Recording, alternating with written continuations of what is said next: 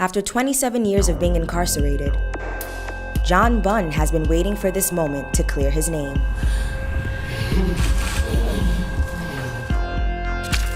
Since 1991, exonerated for murder, it was a heartfelt moment. Procedure from which John was identified. Certain things in life are just worth waiting for. Source Exclusive presents the story of John Bunn, Wrongfully Convicted, Part 1. I'm sitting here with a very important person, Mr. John Bunn. How you doing, sir? Thank you. How you doing? Nice to meet you, sir. Now, for most of the people that don't know you or know about you or know your story, what can you tell the people about yourself? I'll tell them that my name is John Bunn. I represent the wrongfully convicted. I just have been exonerated within the last week. And how can I say it? I'm a person that's been faced with adversity since I was a child. And, you know, like I stand up in front to be a motivation for people that's still going through adversity today, so I could be a motivation for them to push through their adversity and know that anything is possible.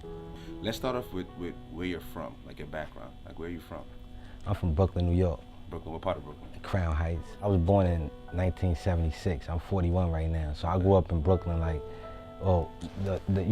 grew up in Brooklyn until I was 14 years old. That's when I was locked up. But I grew up in Brooklyn when the crack epidemic actually hit Brooklyn real hard. So I grew up in a real tough time. When I was like from 5 to the age of 7, I went from, my aunts and them taking me out to the movies on weekend to like almost my whole household being addicted to crack, except my mother and my grandmother. So it was like directly impacted on my life. So, me not never actually meeting my father, like my aunts and them was like, real important in raising me. Like they was like the father that I didn't have, like I looked at my aunts and them like help me raise me with my mother and shit. So, when they got addicted to the drug, it had a real impact on my life directly, in the whole community as well, but in my household directly, it went from us having, good Christmases to, having no lights and no heat. And when did you start coming outside?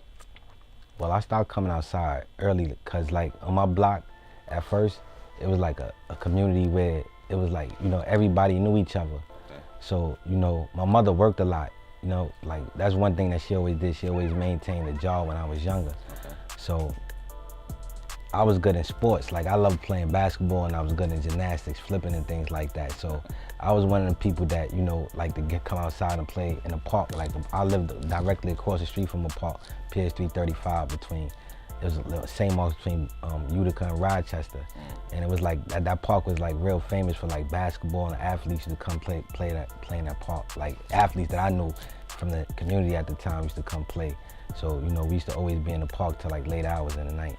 Okay. Did you ever get into any type of trouble in the streets before that? Yes, I did. Could you elaborate? Like the thing with me was after my mother moved when I was 10 years old down the block, like she moved a couple of blocks away from where my grandmother was living.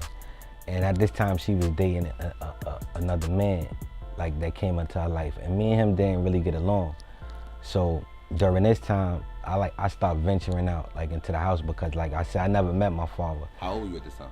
I was like around 10, 11 years old. Okay. So I started going outside a little bit more. And I think when I was like around 13 years old, I got into my first like thing with trouble where I got caught up into like riding in a stolen car, like joyriding and things like that. Okay. And I think like when I reflect on it now, it's like me, like I wanted to be outside a lot. So I would do anything like for me to have to go outside. Prevent from me trying to go in the house, you know what I mean? So joyriding and things like that into stolen vehicles, we was too young to actually have the real vehicles, and back then, my friend named Spoon, he was actually good with stealing cars with a screwdriver. So if we can hang out with each other, you know what I mean, and not going, when I reflect on it, we all had troubled homes. Like a lot of our parents was going through adversity, turmoil back then. Being single parents, not having, and a lot of other issues involved. And I think like we hung with each other to try to stay away from the pain, like to deflect from the pain of our reality when we go back into the house. And as being out, trying to hang out on the streets like that, when you having problems at home and you're already living in poverty, that led to us like doing petty crime, like snatching pocketbooks and things like that, with me being around that. Right. And I was around a couple of them incidents a couple of times. Okay. So you have been in trouble before you actually got locked up? Yes. You can admit to that now. The stolen car or whatever, were you the one driving or you were just a passenger? No, I was just a passenger. Passenger? I admit to that then. I actually testified to that on the stand. Okay. Like, I don't hide nothing about who I was, but I never ever killed anyone or even thought of killing anyone or put myself in a position to be even accused of killing anyone. What did you get locked up for? I got locked up for murder in the 2nd degree and attempted murder in the 1st degree. The day when I got locked up, like I was having breakfast with my mother and my sister on St. Mark's. It was like a whole gang of police had rushed into my house, and they were telling my mother like I was involved with a robbery or fight or something like that. And at the time, like I tell you, I was hanging with guys, so like I didn't really even know if I was really involved with a fight or some shit like they was really trying to say. But they was telling they wanted to take me down to the precinct for questioning. Actually, I was 77 precinct. And actually, my basketball coach was the one that knocked on my door. I used to play for PA. Basketball. So I guess he was the one that knocked on my door and got my mother to open the door. As soon as they got me out of my mother's jurisdiction, they started asking me questions about a murder, saying that I knew something about somebody getting killed or something like that. And they rolled me around for like I don't even know how long, maybe close to an hour before they actually took me to the precinct. Once they got me to the precinct, they handcuffed me to a pole for like unaccounted amounts of hours. They asked me numerous questions, question me. At some point, they had let me see my mother. I told you, like, my mother was in her right state of mind right then. She just wanted me to come home. So when she came into the room, she was just telling me, like, just tell them what you want them to know, like, so they could let you go home. I was telling them, like, when she not around me, they trying to put a note on me, mommy, like, but she wasn't getting, like, she wasn't thinking that at first, you know? And then when she started, like, trying to, like, question them about that fact, like, they dismissed her because, or whatever the case, I went through that day, I woke up the next day, and it was reality. Like, I was really locked up. Like, I had gotten in trouble before, but I always had went home. So, I woke up the next day, I was in Spofford. It was real. They had actually held me in the precinct for almost, I don't know how many hours, I think over 16 hours that day. And they put me in a lineup with grown men. And when I got in the lineup, with the guys in there, they was asking like, what's going on, shorty and shit. Like, you know what I'm saying? They could tell like something was different. So I was like, yo, man, they picked me up. They asked me questions about some murder. And they was like, I was asking what's up with them, where they had picked them up from. They was guys they had randomly picked up from the park and shit like that. They had paid them to actually be in the lineup. Mind you, this is grown men. So you know, in the lineup, you stand up and things like that. I was so outsized by the people that was standing with me, they had to sit us down because they was grown men and I was still a child. Like, I was under 100 pounds, maybe like 5'2" at the time. I was a baby, you know what I'm saying? And the person they was looking for was a grown man. The person they was actually accused of this crime was a grown man. You understand what I'm saying? And at some point, Scarcella came into the room. Who's that? Louis Scarcella. Who's that exactly? Louis Scarcella is a rogue detective. He was actually the head of homicide back then when I was actually going through this, but come to find out now that he's a detective that's been involved in like a lot of people cases that went wrong. And he's known for like framing lineups that I know now. He came in at some point and he told me it was my lucky day that I got picked. My life changed forever after that day. You know, I grew up in poverty, so we ain't had the money to pay for no defense. You know, so my mother, being that she did suffer from like alcoholism at the time, like, but she dealt with it with like, she was trying to reach for help, but she got depressed. When did it really become your reality that you about to face some jail time for a crime that you did not commit? I had like a lot of problems from the gate. like physically. There was a guy there by the name of Johnson that was working in Spofford at the time. They call him RoboCop. From what I hear, he's a fireman now. But he took it personally, you know, at the time of this incident happened, that he wanted to actually like physical harm me. But you know, this guy he was 6'4", 2 and change, and I was no physical match for him. So like, you know, he was able to like hurt me, you know what I'm saying? And I couldn't really defend myself. So he had like a strong hold on like the whole Spofford staff. But it was like a lot of staff in there that once they know me, they went, they like, man, this kid ain't, you know what I mean? Like, it was like a lot of them that liked him, like especially the teachers and all that. But like with him, I had a lot of problems with him. So when I first got there, they had to put me in something like CMC, but it was protective custody against like him, because like he was trying to send like inmates in, and I was having problems with certain staff with him because he had a certain stronghold on me. So they had to put me in like a different part of the facility when I first got to Spofford. It was like some shit like E6, because they threw me right in population. After they threw me right in population, I got assaulted by him. And then right after that, I had to get like put into a different part of the facility for like the next 7-8 months. You ever heard of Khalifa Brown? I heard of this story. You heard about the situation, you heard about how it ended. I heard he committed suicide. Did you ever have a moment like that when you were locked up? Actually, right, it's a moment in my situation that I was actually addressed with that situation. When we was walking from the courtroom back into the cell was the first time they ever put me and my co-defendant in a cell that was parallel to each other, where we actually was facing each other. Like, they always kept us in different parts of the courthouse. But it's like walking back to the cell that day, it was like, I don't know if you've ever been in a situation like this, but it's like you so focused and like everything around you is black, but you could just see what the light is in front of you. And that's how I felt to me. But when we got back to the cell, you know, like we was actually facing each other. And he asked me, he said, you know, he took off his belt. He said, yo, you know what we gonna do? We gonna kill ourselves, or we gonna fight for our life? And I told him I didn't wanna die. And you know, ever since then, my life been fighting to prove my innocence. And we came back to court after that. They had sentenced me to 20 to life. It was illegal, so I came back and I got 9 to life. And then I went into the system. And it was a seesawing thing for me, because I was expecting to actually, you know, go home. I was expecting the system to work in my favor after that. I was expecting it, you know, for it to come out that I was innocent, because I thought that that's how the process actually worked. As long as I was innocent, as long as I didn't really do a crime, I thought that it was gonna work in my favor. Like, and this one, it really kicked in that it don't work like that. And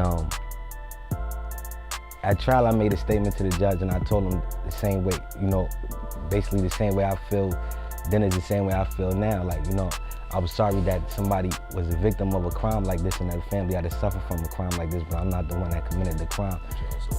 And I'm also, you know, and it's also someone that's still on the loose for this, that, and they ain't resolved nothing by convicting me. When I got into prison, it was different for me. Like, my defense mechanisms was all the way up to where, like, for me, fearing to be a victim, I became aggressive to a point. And I felt like I wasn't gonna let nobody do nothing to me. I wasn't gonna let nobody, you know, take nothing from me. And one of the main things that they talk about when you go into prison is how somebody gonna rape you or do something to you like that. So, you know, that sent me from, put me in aggressive mode. Like, I'm gonna let these dudes, I ain't no sucker or nothing either, you know what I'm saying? So it put me in a different space, and I always try to say, like, I almost let this experience make me to what they wanted me to be and not who I was. And I'm glad I was able to find myself and bring myself back to humanity. How did you get out of jail?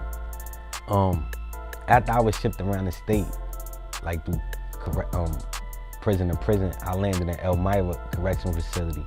In the year 2000, I started facilitating an anger management program. And I became so good, I was able to facilitate and teach other facilitators how to facilitate. At the time, they was training a new staff member that was from outside coming in, and I was like helping her train because she was gonna be my supervisor. So I was training her. So it was like in her first 3-4 months there, she was working as a trainee, and then after that, she became my supervisor there. So after like 6 months of her working up there with us and things like that, we was running at classrooms up there. She had a list of people that she would see, quarterly, that she would see every 90 days. So this particular morning, when an officer left his post, the guy that she called up there for his quarterly was a predicate rapist. And he came up there, and when he seen the opportunity, he wound up closing the door where she was at, and he wound up hitting her in the head with a paper puncher and proceeded to try to rape her. And it just so happened that I was in the right place at the right time to stop a bad person from doing something really, really, really bad. And when I intervened, he actually had her pants down behind her ankles and had her shirt off and everything. He had hit in the head with a paper puncher. And he had crushed her windpipe, like when she was squealing for air. And we was able to intervene and stop him actually from penetrating her. And he was actually infected with the AIDS virus. So make a long story short, like 8 months after that, this woman, she returned back to work. And I was coming up for parole. And she said like she wasn't gonna leave me behind. And when I went to parole, they ain't even acknowledge it. But she came and she asked me like, what happened when they let you go? Like, you know, cause they had it working up inside the administration part of the facility. So when she came back, it was like the first time I seen her since I heard she was back working, cause they wasn't keeping coming in contact. But one day at lunchtime, they like, Bunn, stay here, somebody wanna see you. And she came back and she asked like, what happened, they let you go? And I was like, nah, they didn't even acknowledge it, you know? And she was like, huh? I'm like, what? She's like, don't worry about that. And like a week later, I got a letter in the mail saying that they couldn't make my decision. They sent it up to the commissioner of parole. And like 2 months later after that, I got a letter like on a Wednesday, and they let me go like on that Friday. The EXI is an exoneration initiative. They actually take cases that of actual innocence and that's a non-DNA related. In my situation, they had actually threw away evidence or said evidence no longer existed before I actually got to put in my initial appeal. So when I say they locked me away and threw away the key, that's exactly what they do. They locked me away and then threw away the evidence for me to get out, where the evidence that they said no longer existence could have actually proved my innocence 26 years ago. The EXI is a non-for-profit organization of lawyers, of attorneys that actually pick up wrongful conviction cases that have a lot of the issues based around that, but don't have actually DNA issues, and they could actually build the case back together without DNA being available to them. I've always been fighting for my life. This has been my life every day. It ain't been a day I haven't been fighting for my innocence or maintain my innocence in some type of manner. It's just like they have blocked me off at some point. And when the exoneration initiative came back into like my life, you know, they had told me like they had new avenues and they were able to like build around the DNA issues, because every innocent program that actually existed actually accepted my case at some point. It's just that they were saying they couldn't go any further. I actually even took lie detector tests by some of the top investigators that the government have appointed. And I'm talking about the same type of people that investigated Bin Laden and gave them, like these are the same type of people that came and did my polygraph test and I passed and everything. And the thing was, they kept saying that I only could get to a certain point, but without this other evidence or things like that, legally I was bound that they couldn't do anything. So when EXI came and they told me they had, you know, they could build around the DNA, they actually ran into the same kind of difficulties every other innocent program ran into, but actually really broke open the door for me. And this is part of the reason why I call my organization A Voice for the Unheard, because I always felt like I was trapped without a voice. Like it's like being in a room, in a dark room, and you're yelling and nobody can hear you. But it was a courageous reporter from the New York Times by the name of Frances Robles. She was investigating Scarcella, and she was going through all of his cases, and she picked out my file. And I was actually the youngest guy that he was affected by Louis Scarcella. And when she was reading through my file, she was telling me how many red flags and how many things was going wrong. But I guess when she was going through my file before she actually reached out to me, she seen all the ill things that went wrong. And I guess due to the fact that I was a young kid, it made her want to reach out to me. So when she reached out to me and said that she, you know, like that she wanted to meet with me, I was kind of reluctant because over the years, there'd been a lot of people that said they was gonna help me, and then they get to a point and it's just for whatever reason that they had in mind for me, but then they never really helped me. But when she came to me, she told me that she wanted to go public with it and she wanted to go into the media and things like that. And when she decided to actually put out the article into the New York Times, and it was like a 2-page article with all the details, and she actually did her homework. Like, there's only one other person I think like know my case like her, and that's Rebecca Freeman, one of my other attorneys. But when she put the article out, it kind of like gave me new life, and we got right back into the court with that. So, you know, like I tell you, it is God. It wasn't really no strategical law plan with me. It been God that opened up the doors. And even, you know, when the truth came to light, it takes a courageous judge to actually shed light on truth. And if I didn't have like Judge Simpson, I don't know how this actually would have turned out for me. But I feel like God put the judge that I had in my case. What's the full name of the judge? Judge Shardae Simpson.